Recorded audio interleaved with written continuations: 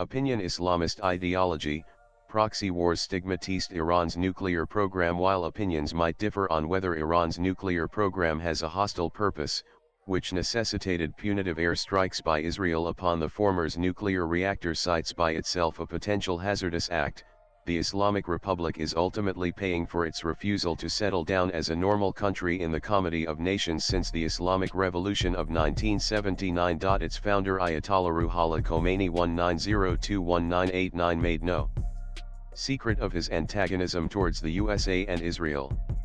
He made no secret either of his designs on the entire world through jihad, as evident in his collection of fatwas titled The Little Green Book 1985. But then it is a matter of priority and feasibility. His aging successor Ayatollah Ali Khomeini 86 sees no reason either to depart from that policy. Iran made no efforts to resume diplomatic ties with the United States since they broke after the excruciating 444-day hostage crisis 1979-1981 at the U.S. Embassy in Tehran.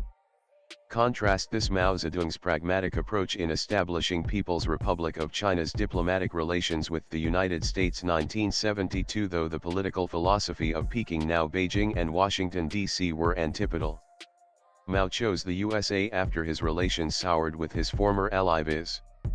USSR. In the very first month of the American embassy hostage crisis in Tehran in November 1979, there was a similar attack on the American embassy in Islamabad, wherein the diplomatic mission was set ablaze by protesters based on a canard that the USA had attacked the Grand Mosque in Mecca.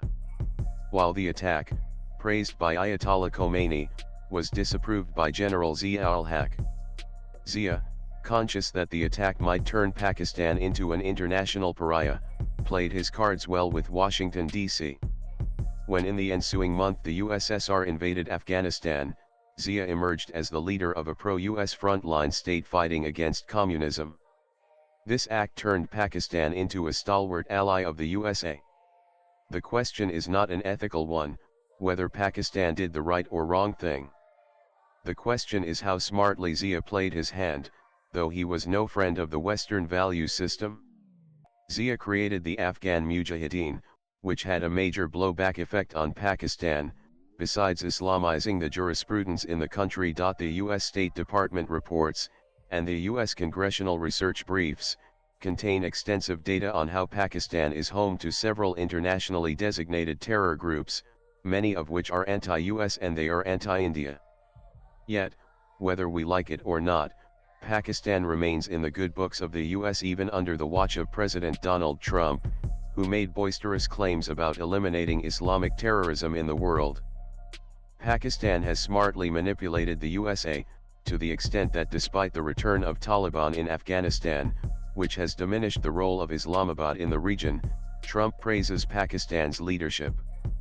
Thus Pakistan, despite being as much a sponsor of terror as Iran, and actually possessing nukes, which Iran is only suspected of developing, has smartly managed Washington, D.C. The Islamic Republic, on the other hand, in pursuit of its ideology, has put itself on the wrong side of the global order.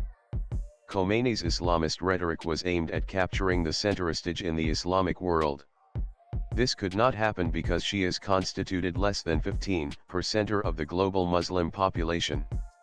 Moreover, the belief that Muslim governments would be swayed by Islamic sentiments alone in diplomatic matters is patently erroneous.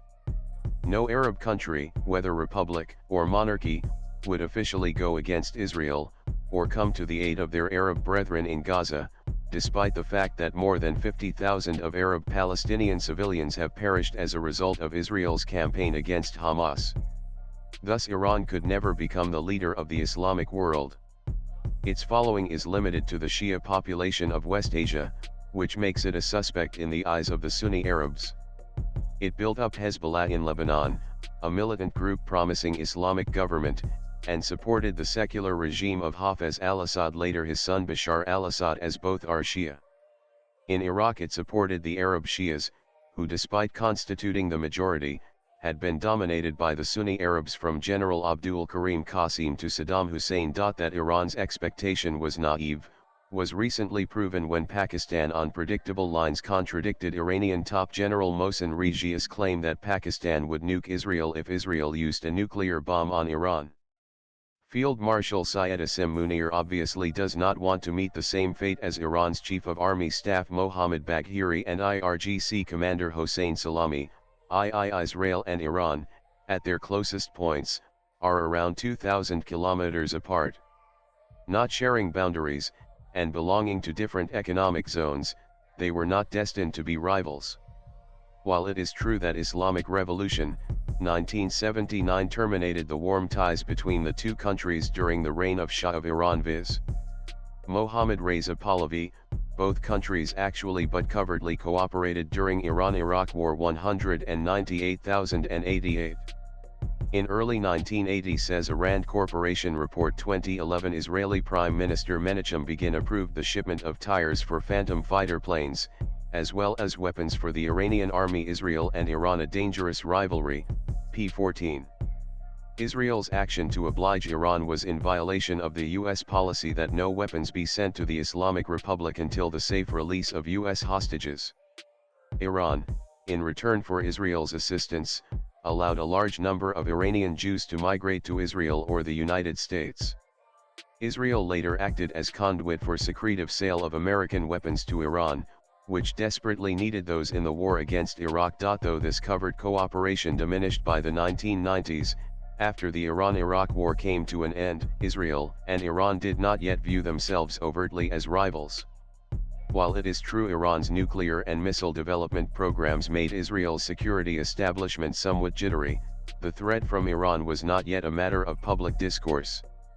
The civil war in Lebanon had also come to an end, as a result of the Taif Agreement 1989, and though Israel had discovered Iranian support behind Hezbollah, Mossad even tried to assassinate Iranian cleric, who was the architect of Hezbollah, in 1984 at Damascus through a parcel bomb. It was believed that things in Levant would settle down.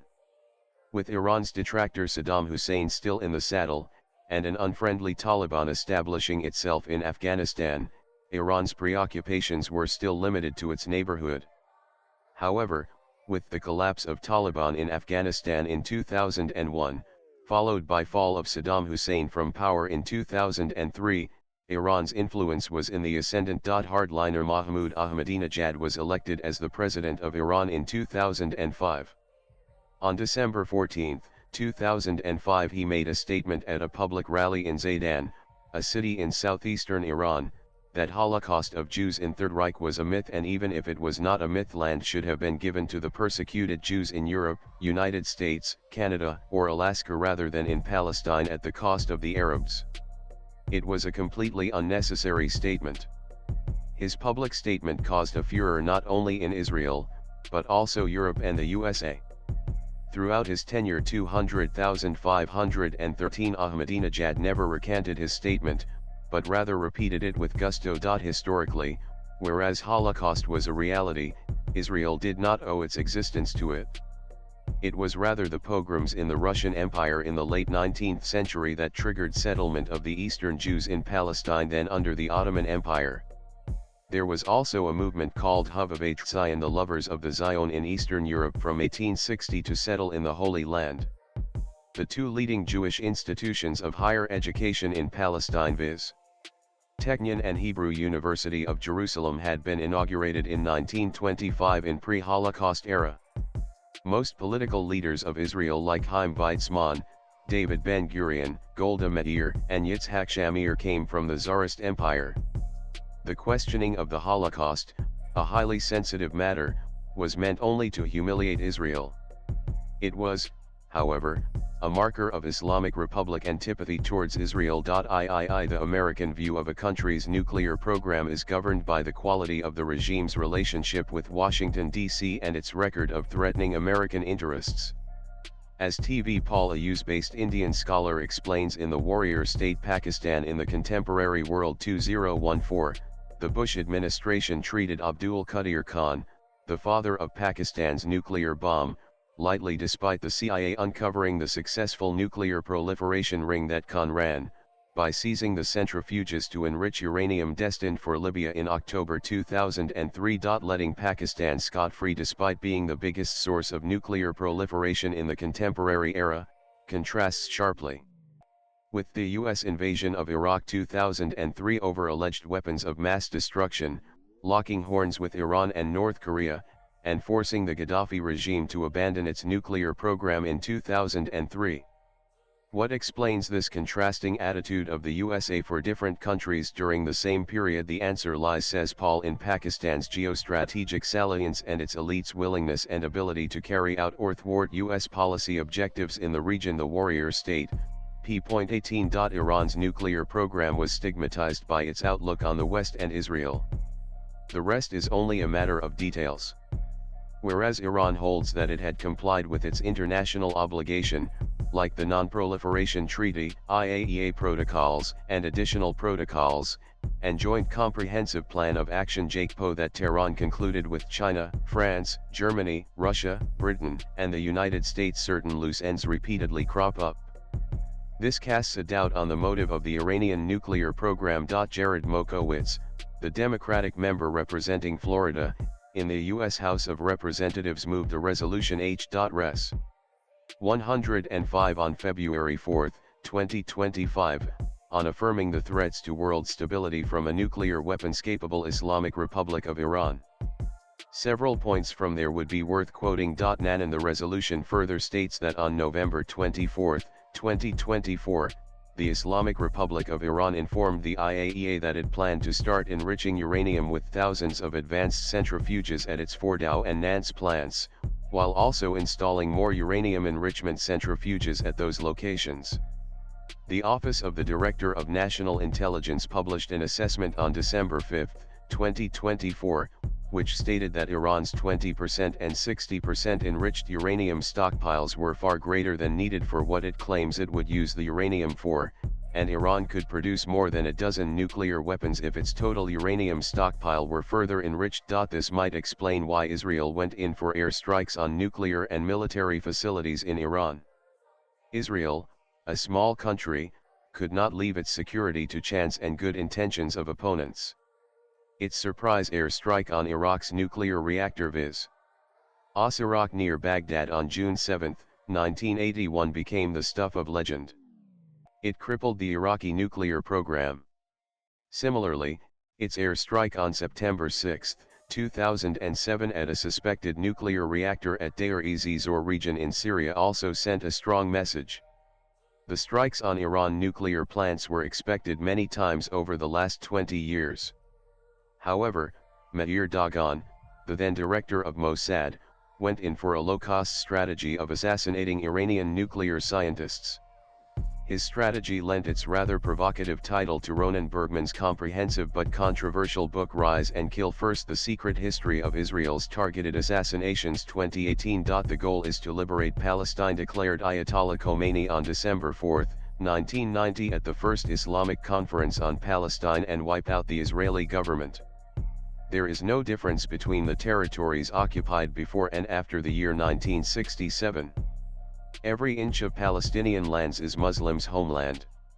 Any non-Muslim and non-Palestinian rule over Palestine is illegitimate rule. As our magnanimous Imam Khomeini said, Israel must disappear. If Palestinian Jews accept Islamic rule, they may live in Palestine. It is not a matter of anti-Semitism. The problem is that a Muslim homeland has been occupied. The most important problem of the Islamic world. Selected statements by Ayatollah Khomeini about Palestine, p.1112. Swipe left for next video. Naturally, Israel could not wait to see the enrichment of this hostile ideology with fissile material.